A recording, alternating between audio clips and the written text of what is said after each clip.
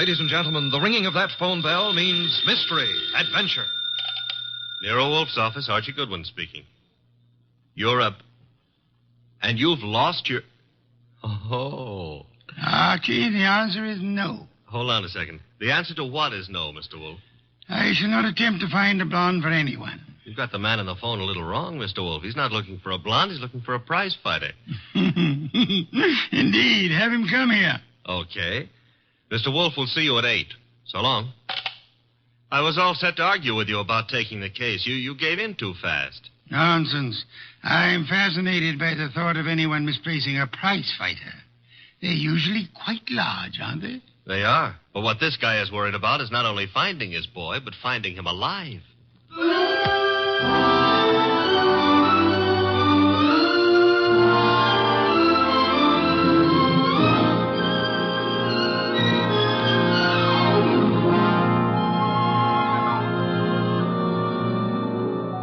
Ladies and gentlemen, it's the bulkiest, balkiest, smartest, and most unpredictable detective in the world. That chair-born genius, Nero Wolf.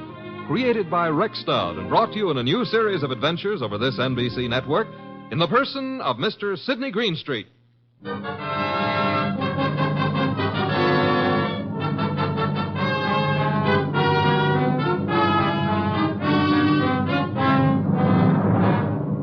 The case of the deadly sellout. That's what my boss, Nero Wolf, called it. And it almost meant curtains for the firm of Wolf and Goodwin. But let me give it to you straight right from the beginning. Although you ought to know that it wasn't until it was all over that I knew the very beginning of it myself. It all started in the New York flat of one Brock Rainey. Yes? The name is Jerry Fay. I'm supposed to know you? Being a very good friend of Pepe Gatto's, it's time you got to know me. May I come in? Oh, sure. You've got a problem, Miss Fay? Pepe took a fall at the garden last night against a coffee and bum named Eubanks. Right? As far as I know, Sister, Gatto met his match. Please, Mr. Rainey, do me a favor. Skip the sausage meat. It happens I saw the $1,200 you counted out to him to take a quick dive in the first. You did? How else would I know? Okay, then here's my wrist. Slap it, Miss Fay. I'm a bad bull. Now, look, who's kidding who? I don't care if Pepe makes himself a few deals on the side. I should worry whether he gives those meat eaters on the benches a run for the ducats. What's it to me? If you're not worried, Sugar Plum, then neither am I. Also, I'm a very busy man. Not too busy to pay off, I hope. Pay off? To who? To me. For what? For keeping it to myself that you collected $5,000 from the Eubanks crowd for getting Pepe to take that dive. Certain people might not like to hear it. Miss Fay. Yeah? Drop dead. I don't think we understand each other. Which is just as well. Now get out of here. There's something Blow, else. bimbo. Okay, Mr. Rainey. Have it your way. I'll go find someone with a more sympathetic ear. Someone like Lawson. Arnold F. Lawson. So long. Wait. Where does Lawson come into this? You asking is stalling. Lawson dropped a sizable piece of change on last night's two-step. No. Close the door, Jerry. Oh, yeah. $25,000 to be exact.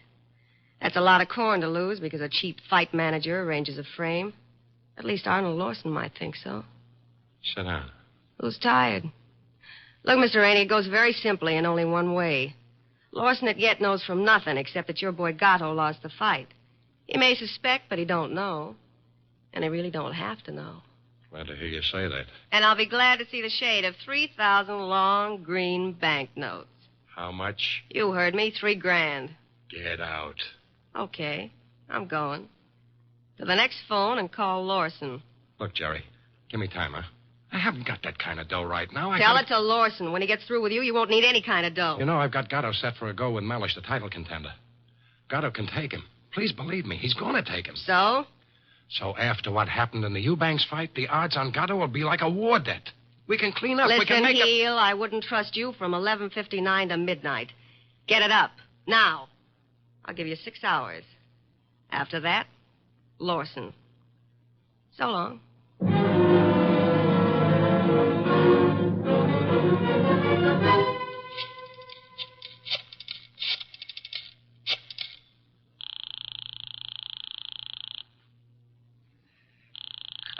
Come on. Hello? Hello. Rainey, this is Gatto. Hiya, Pepe. Look, the boys dropped in on me at the office at Mindy's. Lawson wants to see me. What? Lost? Look, Bum, I'm the one with the cauliflower ears. You heard me, and what do I do? Nothing. But... Don't go near him. Stay home. Let me take care of it. How? What'll you do? I don't know yet, Pepe, but I'll find a way. How did he find out? Your girlfriend. What? She wouldn't do that. She hates the guy. Hate him or love him, she told him.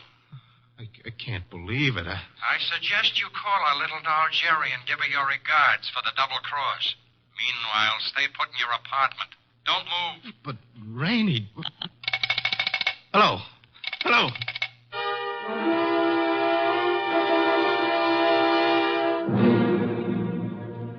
75, 3. 319, 3... Archie. What on earth are you mumbling about?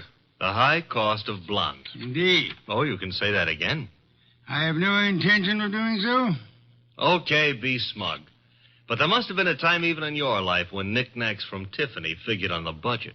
Phooey. Not to mention steak dinners and champagne. Or what did you feed your girls? Peppermint lozenges? Nonsense. Nonsense? They preferred lime. Oh, I'm dying, and he laughs. Mr. Wolf? Yes? I have decided that you are giving me a raise. Archie, this is not a period in which unilateral decisions are wise. So I'll be a dope and get a raise, huh? As for your future mental attainments, you may be right. As for a raise... You want to drive me to gambling? Like betting on fights or going... Okay, it's the doorbell, and I'm answering it. The name's Rainey. You're Goodwin? I'm Goodwin. Come in. Is Wolf in? Mr. Wolf is always in. Unlike prize fighters, I guess. Come on. Thank you. Mr. Wolf, this is Mr. Rainey, the man who lost his prize fighter. How do you do, sir? I'm not doing so good. Mr. Wolf, you gotta help me. That would depend. On what? The fee? I digress. Your problem is what, Mr. Rainey? Mr. Wolf, I manage a fighter named Gatto. Maybe you've heard of him. I have not. However, that is of little significance. You are having difficulty with this Mr. Gatto? I'm not having difficulty with him. I can't find him. Maybe you better let me give you the whole picture, huh? Very well. Well, Gatto is an up-and-coming boy, Mr. Wolf. He had a little upset last week with a guy named Eubanks. But everybody knows in spite of that, Gatto's heading for the big time. I think he'll prove that when he goes against Mellish. Mr. Mellish being another pugilist, huh? That's right, Mr. Wolf. Now, Pepe, that's Gatto. Pepe was due at the Turf Club this afternoon to meet the opposition management and go over the setup. He was due, but he didn't show. I waited all afternoon, and then I started the phone calls and taxis. The results? No results. I combed every joint I ever knew him to buy a beer in, and the score was 0. Matter of fact, nobody's even seen him for 4 days. You would have tried the gymnasiums, naturally? I did. Does this pugilist have a home? Yeah, 206A Rathburn Street. A penthouse on the roof. He was not at home during all this time? It's where I tried first. It was empty as a bank on Saturday afternoon. I see. And you want me to find him for you? If Pepe blows this fight, Mr. Wolf, it'll ruin his career. And the preservation of his career is worth a good deal to you? I got a check for $2,000 right here. Archie? I'll get it. $2,000. Very well, Mr. Rainey. I shall take immediate steps. I got a cab waiting outside. We can get started right away. We? Phew. I shall remain here. But how do you expect to... Archie. Yes, Mr. Wolf. You will leave with Mr. Rainey. I need information. You might try the Rathburn Street penthouse to start with. But I've already been there. With all due apologies, Mr. Rainey, suppose you restrict your activities to pugilists. Archie is a trained observer. You are not. Archie, you will pick up whatever you can at Gatto's apartment. I especially suggest a careful check on his wardrobe. Wardrobe? If his clothes are missing, Mr. Rainey, it would indicate that he left voluntarily and deliberately, for whatever reasons he may have had. If they are not, Archie, you will phone me from the apartment after your investigation is over. Okay. I shall, in the meantime, devote some thought to the subject. Huh? For $2,000, all you're going to do is devote some thought? Mr. Rainey, if I were not a modest man, I would point out to you that you're getting quite a bargain.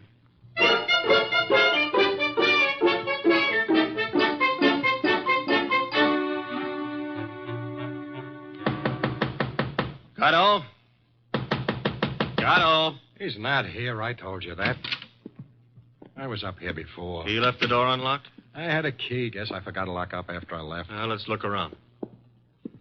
Bathroom? Yeah. Empty. It's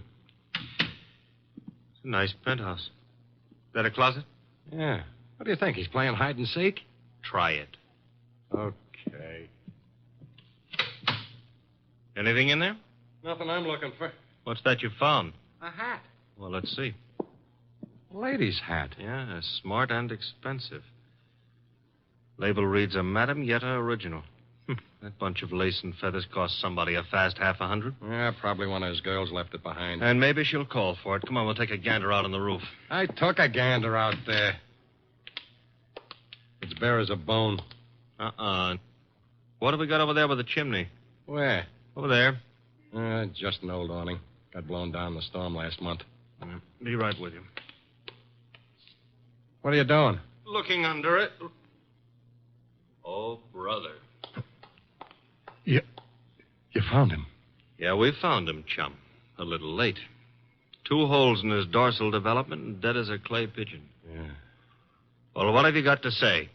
Well, now at least the bookies will cancel all bets. We both save our dough. Yeah. I got a phone, Mr. Wolf.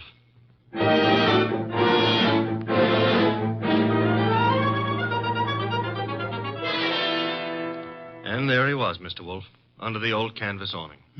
Where's the hat? Oh, this is it. That's it, boss. Snazzy number, no? Where'd you find it? On the floor of the closet. You're right, Archie. Frothy little bit of millinery, caprice. Have you any idea whose it may be, Mr. Rainey? I wish I did.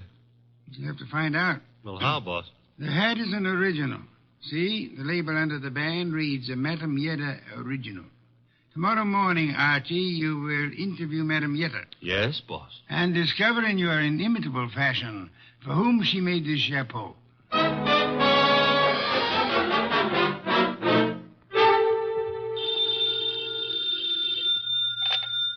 Hello? Archie again, Mr. Wolf. Per your instructions, I have just talked to Madame Yetta. What did you learn? Madame Yetta tells me she made that hat for a Mrs. Lawson, Who is Mrs. Lawson? wife of an ex-beer hustler who's in the Gypsum puts on airs. Lives in a penthouse of the Bradford Arms. I was just about to hop a cab and go up there, boss. Good. Keep this up, Archie. And through sheer practice, you may yet develop a full-blown intelligence. Well, I'm trying, Mr. Wolf. And after the Lawsons, I do what? Return here immediately and hurry. How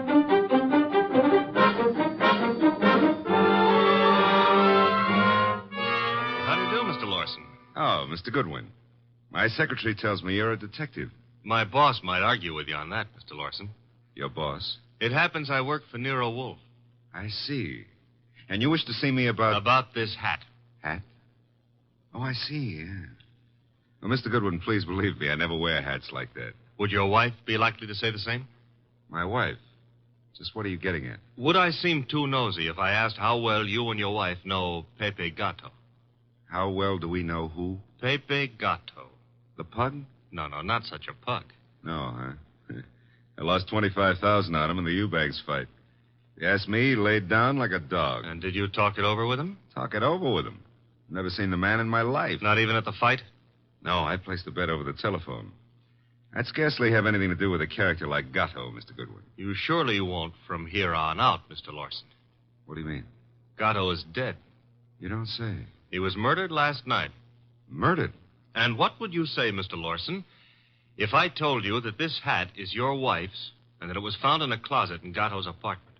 Now, wait a minute. Let me get this straight. Are you implying... Not implying. Facts are sticking out. What time was this dumb brute done away with? Oh, I'd set it at somewhere between 5 and 7 p.m. last night. Well, you said it very conveniently. Thanks. Why? My wife and I drove out of the city at 4:30 yesterday afternoon. Didn't get back until 2 this morning. And this hat? It took wings and flew into Gatto's closet? Is that the answer? No, that's not the answer. Then what is? This is. A month and a half ago, I was with Celia on a bus top. She was wearing that hat, and the wind blew it off her head. I see. And from there, we figured that somebody picked it up, and it finally wound up at Gatto. You can figure anything you please. Personally, I don't feel in any way obligated to figure anything. Darling, I was just on my way out and... Oh, I'm sorry. I didn't realize you were busy. Yes, I am busy, Celia. Wait a minute. He's not all that Run along busy. now, dear. You'll be late. But I want to talk Run to you. along, Celia. Yes, darling. Sorry. I'll see you later. Beautiful. Really beautiful. I've always thought so, Goodwin.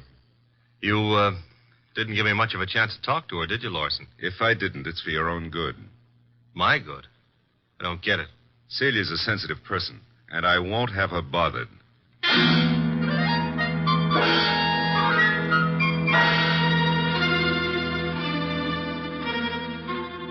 And do you mean to tell me you let him scare you? Let him scare me. Say, will you stop being so fearless with my life? The guy said don't bother my wife, so I didn't bother his wife. It was that simple. Apparently his wife was not blonde. Answer the phone, Archie. No, you answer it. Now you've hurt my feelings. Oh, well. Hello? I want to speak to Mr. Nero Wolf. Mr. Wolf speaking. Oh? Is it true that you're interested in the Gatto murder? Who are you, and how do you know he's been murdered? The second question is none of your business. And as for the first, call me Jerry. Jerry. How do you do, Jerry? Jerry. Where do you call? Would you like to come to an auction? An auction? You know, going, gone, to the highest bidder. And what are you placing on the auction block, Miss Jerry? A few facts. All in good condition and guaranteed to make it a cinch to snag the Gatto killer. Sounds promising. Only you'll have to bid against real money. May I have the address of the auction room? You'll have no trouble finding it. Your assistant was there last night. Where? The penthouse on top of 206A Rathburn Street. The big item goes on at 4 bells.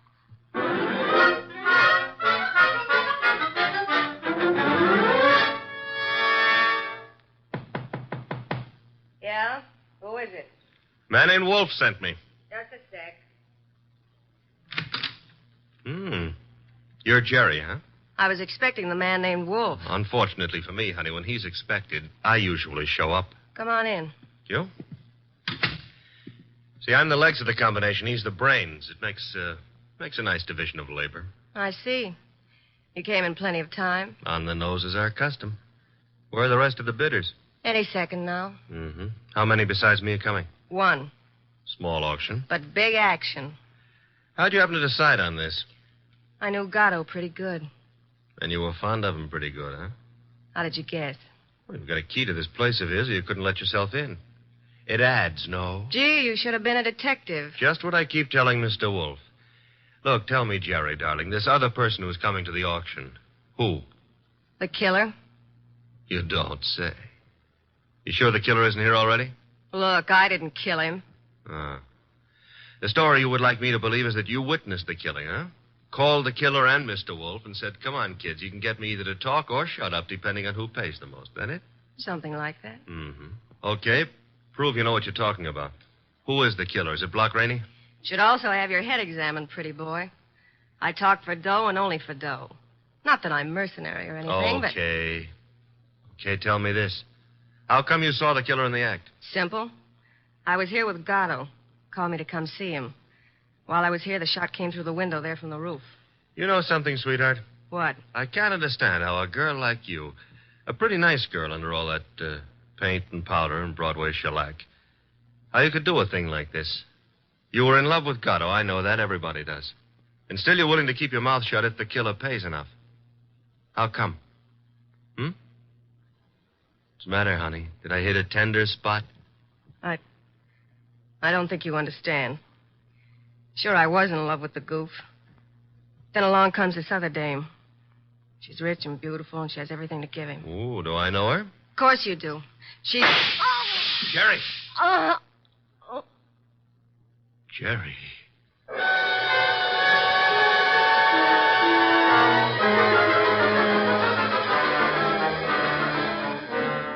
She was just about to tell me, and then the shot came through the window from the roof, boss. It's a flat roof outside.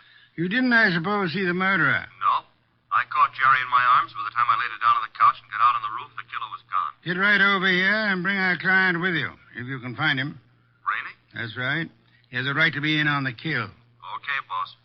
But keep away from that beer till I get there. Don't be impertinent. I shall be busy phoning Mr. and Mrs. Lawson. Meanwhile, I want them here, too. Besides, one bottle won't do any harm.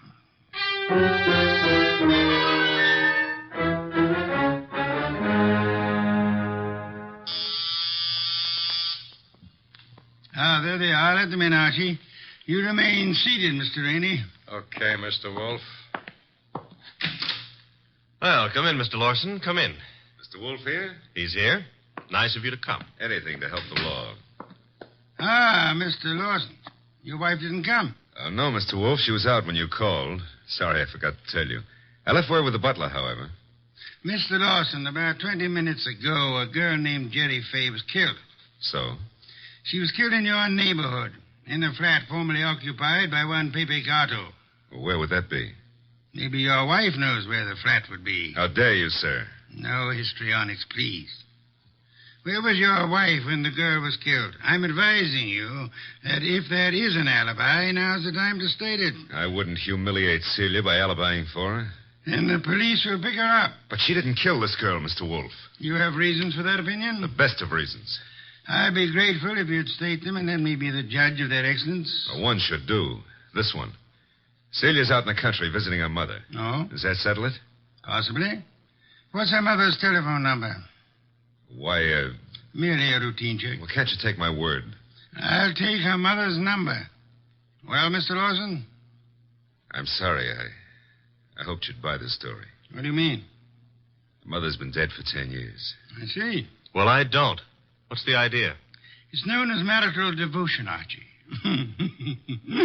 I suppose you realize, Mr. Lawson, that in shielding your wife, you're aiding and abetting a murderess? I haven't stopped to realize anything. When Goodwin brought me that hat, I didn't know what to say. Oh, you pitched me a curve then, too. Well, I suppose you might call it that, but... And she didn't lose the chapeau off a bus top. No, but you've got to understand. Celia's the dearest thing in life to me. Yeah, so's a lady rattlesnake to its husband. I suggest it is time for you to be objective in this matter, Mr. Lawson. What do you want to know? Tell us where she can be found. I have no idea. When is she expected to return home? Never. Oh? You see, we had an argument. I doubt that I'll ever see her again. Then we're quite on our own, Archie. To do what? To make a journey to Gatto's apartment. Gatto's apartment? She probably has a key to that popular abode. But she wouldn't go there, boss. On the contrary, I am of the opinion that that's just where she would go. Give me my hat. Don't tell me you're going to stir yourself. It's a most unpleasant necessity, Archie. But the lady in question is dangerous and not at all hesitant about indiscriminate gunplay. Get out the car, Archie. We'll make the journey to Rathbun Street penthouse with the hope that Celia Lawson will show up in time to mourn her lost love. You want me to go along with you, too, Mr. Wolf? Yes, indeed, Mr. Rainey, I do.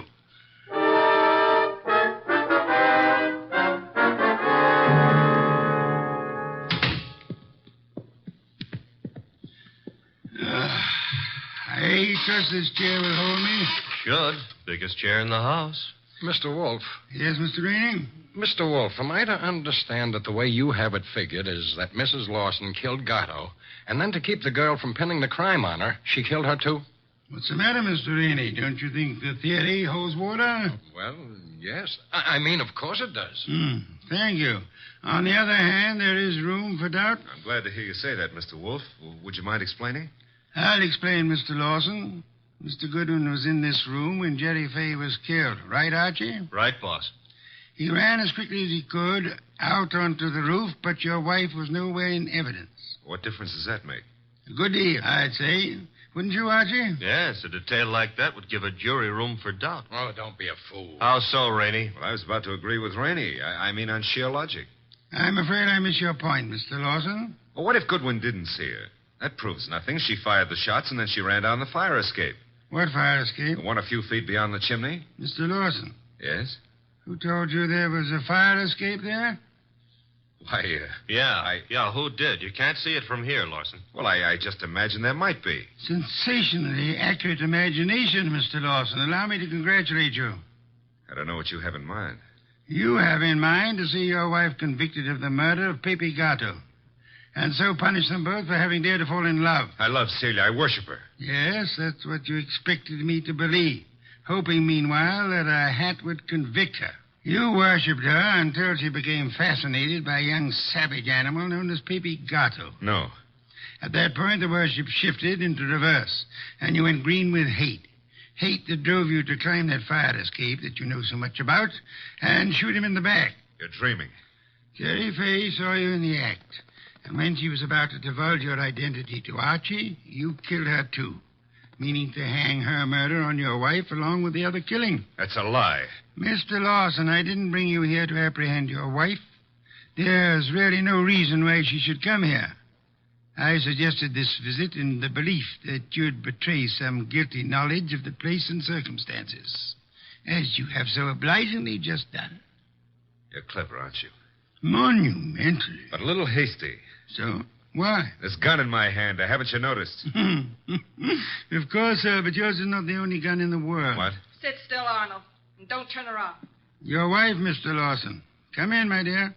Celia, what are you doing here? I came to get a hat that I'd left in Pepe's closet. It suddenly was clear to me what was in the wind, and I thought I'd better remove all evidence that you could possibly use against me. Celia, listen, you must understand I it's for you. understand one thing only. Pepe's gone, and you took him away. Listen, please, if you let me explain, you'll understand. Yeah? Please, honey, help me. Sure, I'll help you. Celia! Well, that's all, Mr. Wolf. What now?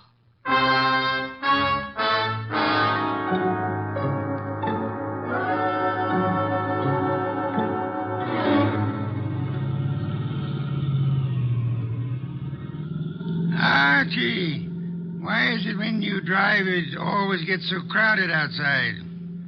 Will it go tough on her, boss? Why not? She killed a man in cold blood. Though she actually saved our lives while doing so. I hope that helps her at the trial. I hope so, Archie. After all, if she hadn't done what she did, what would have happened to the lobster bisque? What lobster bisque? The lobster bisque that Fritz is making for dinner. Hurry, Archie. It really can't be appreciated unless it's eaten hot.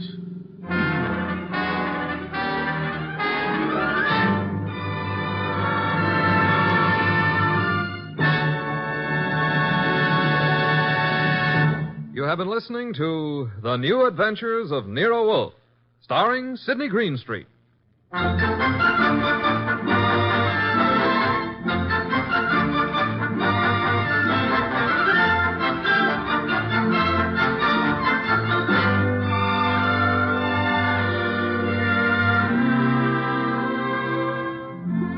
Tonight's transcribed story was based on the characters created by Rex Stout.